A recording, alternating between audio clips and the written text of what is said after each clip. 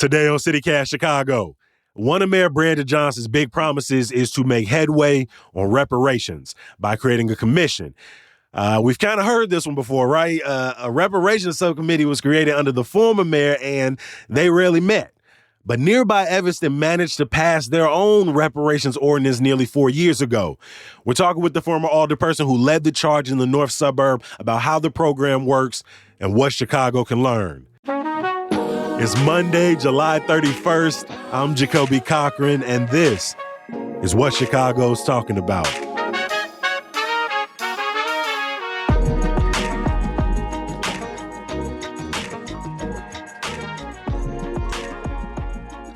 Robin Rue Simmons is the founder of First Repair and a former Evanston alderperson. Welcome to CityCast Chicago. Thank you. I am happy to be here with you today. We're excited to have you. For our CityCast listeners, let's set the stage and define what we're talking about here. What are reparations, essentially? Well, in this context, I am talking about reparations for the Black communities. Not only the crimes of the transatlantic slave trade, but its vestiges, its legacies, anti-Black policies and laws. So we're looking to repair them in tangible ways. And obviously, when we're talking about something as monumental as the transatlantic slave trade, this is something that for centuries has set up Black people's position in this country, has robbed them of humanity, family, and wealth and economic stature in this country, while the wealth of this nation has largely been built on the back of Black folks. When we're looking in practical terms of reparations, what are people largely asking for? Because it comes in many sort of different shapes. Reparations generally is discussed in the form of some sort of a check, a cash payment. But when you go into Black communities, Evanston being the first to pass a funded reparations initiative, the Black community want full repair, not just cash, but also access to housing, business, education, health, trauma-informed care. Some Black folks want to repatriate, whether that means, returning to West Africa or being able to have access to it and learn. There are 5 components to full repair under international law standards. And the first of those is cessation or guarantee of non-repetition, which means we need to start with policy change. Right. How can we make reparations when we still live in a country that largely is governed in an anti-Black way? That is exactly right. And so although we've had some important laws, civil rights and human rights and fair housing laws passed in the 1960s, we still have anti-Black racism baked into our current public policy locally, statewide, and federally. And so that's the first component of repair. Compensation and restitution we hear about all the time. Some form of a check, a grant, something that is measurable and tangible is very important. But there's also satisfaction. And that's an area where we're seeing great milestones. That's going to be acknowledgments, apologies, monuments, holidays. For example, Juneteenth passing as a federal holiday is a form of reparations, education, and so on. Satisfaction is an area that we are seeing some milestones. But then there's also rehabilitation. Mm-hmm. Looking at our health and wellness. We experience trauma every day, just as Black people living in America. And we also have inherited trauma from our ancestors and our elders through transgenerational epigenetics. So we're looking at full repair, and that could come in the form of, in Evanston, started with $25,000 direct benefits to build wealth through housing. It's expanded to cash. Other communities are looking at community benefits for reparations, housing opportunities and education and so on. But the remedies are to be prescribed by the Black communities pursuing racial justice and reparations. And obviously, this is really a monumental task, too huge for any one town or municipality to sort of tackle in any one cycle. But can you tell me, how did you arrive at the program in Evanston, and how does it work? So by consensus, we started with housing. because housing is a predeterminant for most all things livability wise. It is also the most likely path to building wealth for any family. But second to it being the consensus of the feedback from the Black community, our harm report, our case for reparations, is rooted in zoning laws and housing policies that were enforced by the city of Evanston. So that supports the community's feedback on housing. And thirdly, and really most importantly, so that we can have a implemented, dispersed, real reparations program and not just ceremonial, we had to have a legal framework. So our remedy is in direct correlation with the harm. That allows us to have strength against any legal challenges which we have received from even outside of our community, and implement our reparations program. It sounds like throughout your surveys, this is what people wanted. It addressed the critical harm in the community. It was practical, legal to do. How does one become eligible for the program, and how is the money paid out to them? There was a law in Evanston enforced between 1919 and 1969 that was anti-Black. It was a zoning law that really stripped away wealth and opportunities from Black families through downzoning and all kinds of other practices that were anti-Black in the historically Black part of town. So everyone Black in Evanston between 1919 and 1969 was harmed by the city of Evanston, and therefore their direct descendants were harmed. So that's how you qualify. You lived in Evanston and were Black between those 50 years, or you're a direct descendant. Like in my case, I'm a direct descendant. The benefit is dispersed in a few ways. You can use it for a down payment for a purchase of a home. You can use it to pay down a mortgage balance, principal balance, or however you choose to direct your funds. You can use it to make improvements and repairs of any type to a home that you own already, and that is the option that has been selected most in our city. And you can pass it down. And so we do have some residents that have received the benefit and then pass their benefit to a child instead of using it themselves.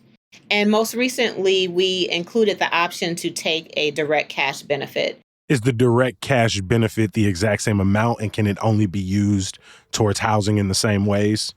It is the exact same amount, and it is an understanding that it is used for wealth building activity, but we don't check that. So we hope that residents are using it in a way that builds wealth, but there is no mandate. So it sounds like the restrictions were a little tighter when this was the initial version of this came out back in 2019, that it had to be used and organized through the city for housing purposes. But now it sounds like it's being dispersed in a way where people can use it in the ways that would most benefit them, but with the hope that it is helping them to sort of secure wealth. What makes this different than a housing grant? What makes this reparations? Well, what makes it reparations, it is a direct response with an acknowledgement of harm and an apology and a attempt to repair. It's reparations because it's set aside specifically for the Black community. And in most all cases, the beneficiaries of the reparations have layered this on with the other types of housing programs that you have mentioned.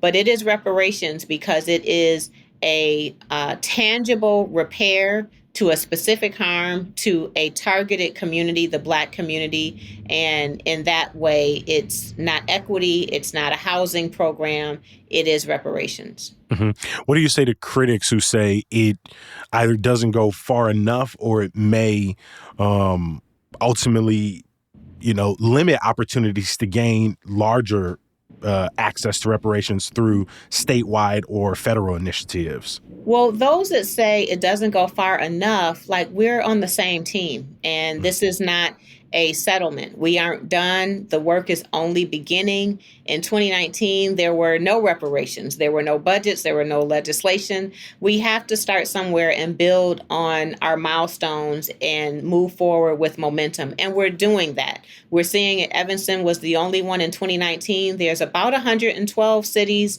states, and localities that have been inspired and moved forward. So we're looking for state, federal, institutional reparations as well. And those that say that local reparations stands in the way or jeopardizes a federal bill, I completely disagree with that. If you look at any of our transformative federal policy, it started hyper locally, usually with a grassroots effort, some momentum happening in the state level, municipal law, and so on. You look at school desegregation and fair housing and marriage equality and ban the box. Even cannabis now being discussed in Congress started as a state law.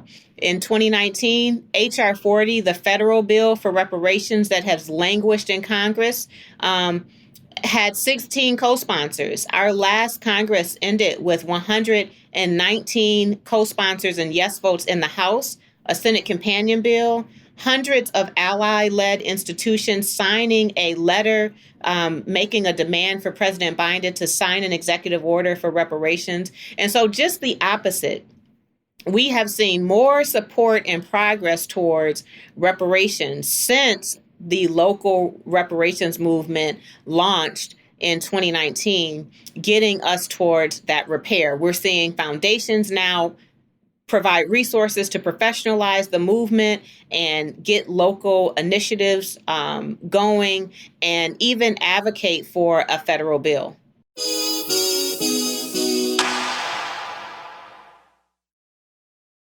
Speaking of how this $10 million program is being paid for, it'll largely come from cannabis and real estate transfer tax revenues, which means it's ongoing, not one time. But when we look into the numbers, the initial reparations ordinance was passed in 2019. Since then, there have been hundreds of applicants, but I believe just over like 16 payouts. Is that a win in your eyes? Is that a success? And is there any way to speed this up? Yeah, it's a win because we've had progress where we didn't have $1 committed in 2019. We have 20 million now. So it's not 10, it's 20, while we look for additional revenue sources. So initially it was cannabis sales tax. Additionally, now, because of our commitment to this work, it's also real estate transfer taxes. There were 16 dispersed for a very long time. That number is jumping up over time because we have now learned how to make some staff adjustments. We have identified full-time staff and how we can disperse this, where before there was no blueprint. And so we had challenges with disbursement and taxation, wanted to be sure that we weren't. Is the money taxed, or is it no strings attached? Yeah, there's no strings attached, but those were things that we had to get legal memos from. So we didn't want to jump out and begin dispersing, and then we have residents losing important life-saving benefits like housing and housing vouchers and SNAP benefits and Medicaid and so on. And so we had to learn along the way. And so to the critics, I say a better use of your time is, helping the movement with all the roadblocks ahead of us, helping with the judicial barriers in Congress, helping with legal memos and understanding taxation, helping to get more funds to deliver more repair, finding more allies, inviting more scholarship, and so on. That is a better use of time than criticizing, in my opinion.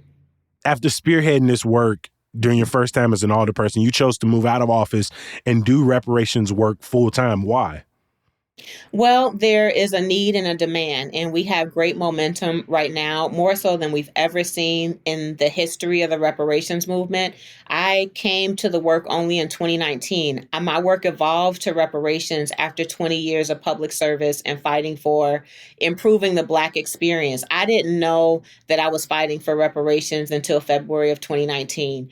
And when we passed in Evanston, there was so much hope nationwide. There was so much opportunity in my own city to build on, really apply pressure, like full throttle on our efforts that we are seeing right now. And it was my decision that I could best serve my people and the movement by singularly focusing on reparations and not potholes and trash pickup day and all the other important things that a council person is responsible for. Do you feel like your side of the fence is moving smoother, having stepped out of a direct political office and into this work? And was it something about that process that you felt was just too cumbersome or, maybe didn't get to the root of this issue often enough? Well, no, I mean, our process was actually no one was paying attention to us in Evanston when I led the passing with so many other of my collaborators here in town. It wasn't newsworthy until it passed, and folks didn't believe it would happen. Folks in town didn't even apply because they didn't think that there would ever be a benefit dispersed, and they do have regrets now. We hear from them all the time. I've seen some of the documentaries. I've seen some of the news coverage of people who said, ain't no way in hell this gonna happen. Right. And so I'll say that there is a political process. There is a political timeline. Now that it's so public, there's more people to block and fight and hate and, corrupt. So we had the privilege of working very quietly and peacefully in Evanston. And now, that has changed. You have folks that just either don't believe, and some folks that want reparations and maybe are just scared. I can't really get in the minds of folks why they would be in opposition, especially our own folks. Is your organization, First Repair, doing any work with the city of Chicago on reparations? So we're not working directly with the city of Chicago, but I personally have been involved. At the time, Cam Howard, while he was a national co-chair of NCOBRA, led a incredible public education campaign. And they were successful in getting a reparations committee established under the leadership of Alderman Rod Sawyer, with Alderman Stephanie Coleman and Alderman Vasquez as co-chairs of that committee. And since then, it's been dormant. There's been no activity. I think they had one additional meeting, but so much more needs to happen. We're talking about Chicago, the wealth gap, the housing gap, the education gap, all of the harms and trauma that's happening in Chicago.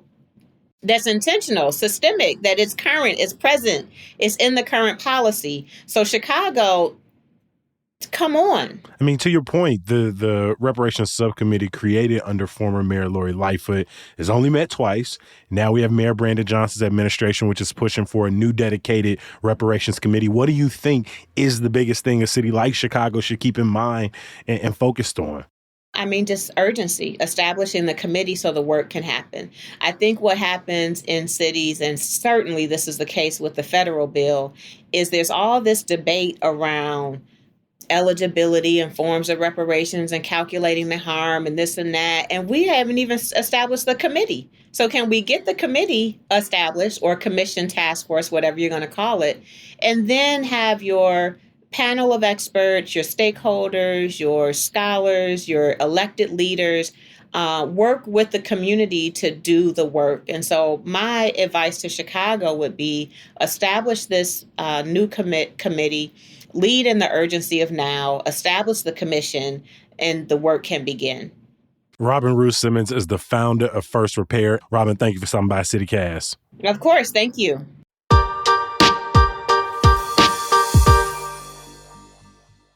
Before I let you go, a little bit of news, y'all. Starting tomorrow, the city will begin housing migrants and asylum seekers at Broadway Armory Park in Edgewater. That means some community programs will be moved to other locations, prompting pushback from a few neighbors.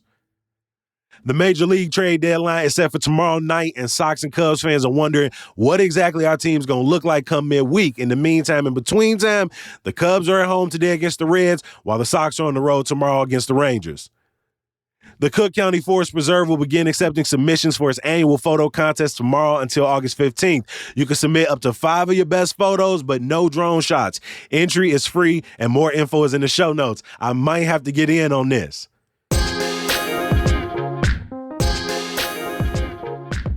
and some good news. We're hiring a full-time audio producer to join our great Chicago team to help make this podcast. If you're interested or you got some friends you think would be perfect, head over to the show notes to grab the listing or head to citycast.fm/jobs. Hey, we would love to have you join our team, so please apply. I'll be back bright and early tomorrow. In the meantime, in between time, subscribe to our daily newsletter, Hey Chicago, at chicago.citycast.fm. I'll talk to you tomorrow. Peace.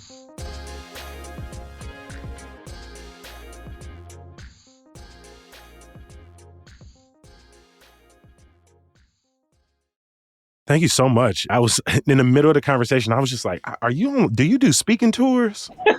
I do, actually. I figured as much. I was like, I see it. I'm like, you are on stage right now. And I didn't even know it. It just happened. I just was getting so many requests. I said, wait a second. I think I'm on tour. Yeah. Mm-hmm.